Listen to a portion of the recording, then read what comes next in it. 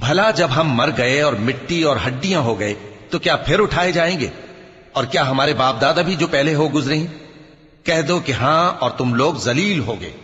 بس وہ تو ایک زور کی آواز ہوگی اور یہ اسی وقت دیکھنے لگیں گے اور کہیں گے ہائے کم بختی ہماری، یہی جزا کا دن ہے۔ کہا جائے گا کہ ہاں وہی فیصلے کا دن جس کو تم جھوٹ سمجھتے تھے۔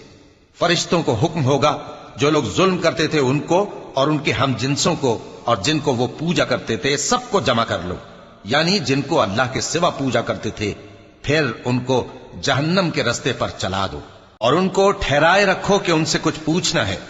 تم کو کیا ہوا کہ ایک دوسرے کی مدد نہیں کرتے؟ اصل بات یہ ہے کہ آج یہ لوگ اپنی غلطی تسلیم کر رہے ہیں اور وہ ایک دوسرے کی طرف رخ کر کے سوال و جواب کریں گے۔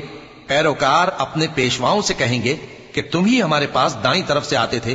وہ کہیں گے نہیں، بلکہ تم ہی ایمان لانے والے نہ تھے اور ہمارا تم پر کچھ زور نہ تھا، بلکہ تم ہی سرکش لوگ تھے۔ سو ہمارے بارے میں ہمارے پروردگار کی بات پوری ہو گئی کہ اب ہم عذاب کے مزے چکھیں گے۔